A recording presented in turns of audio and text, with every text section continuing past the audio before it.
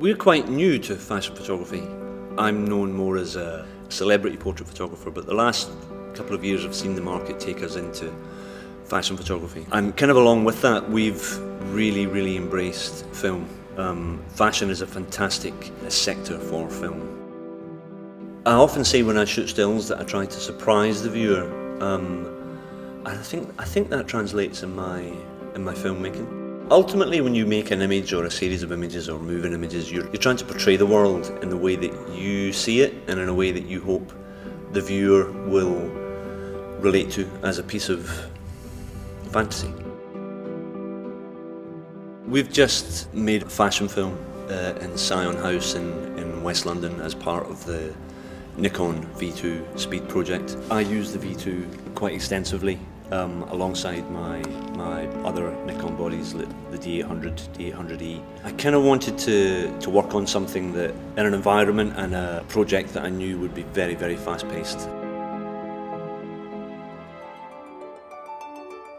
Probably about 2 years since we started making really clumsy, foolish little films that just didn't work to where we are now. It seems like a natural progression for a lot of photographers, certainly for me.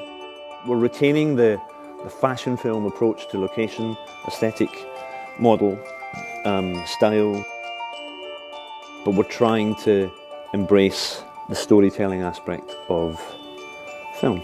There's a lot of films being made in the name of fashion films that are just photographic vignettes and the camera pans across them, and we're trying here on this project to try and make something that tells a little story.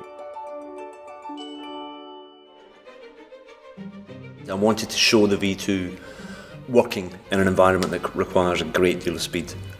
Speed in communication, speed in execution. There's no room for error. When I'm in an environment that's challenging and manoeuvrability is important, that's where the V2 comes in for me. Today's all about trying to get as much worked out about how we're technically going to go about what we're doing tomorrow. It's called pre-light days, so we will literally, some of the scenes that we're going to shoot, we will pre-light and leave that lighting set. We will block the movement of the film, try and narrow down some of our planned shots, think about our schedule, just try and get everything balanced and have a very clear picture of what we're doing tomorrow and when we're doing it.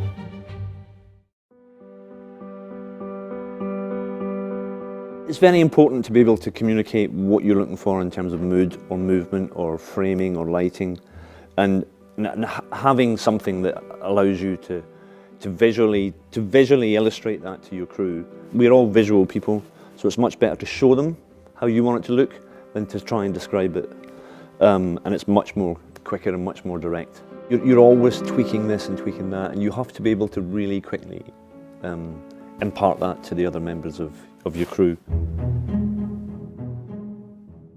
I love the interchangeability of the lens system, being able to put my 35mm lenses on it. I'm fortunate that I use 1.4 lenses from the Nikon range, and having those lenses on a compact, it's just a joy. It's great fun for me. The viewfinder's crystal clear. It behaves well. It performs brilliantly. Whether we're in a dark room or a light room, or we're outside or we're inside, or wherever we are.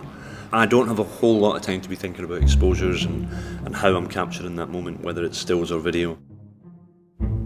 So we've just tested the aerial shots from the helicopter, and it looks really awesome. Yeah, it looks really good. The last 2 days of filming, we've been presented with the usual challenges, ideas that you thought would work that haven't quite panned out that way. But I think we've got there in the end.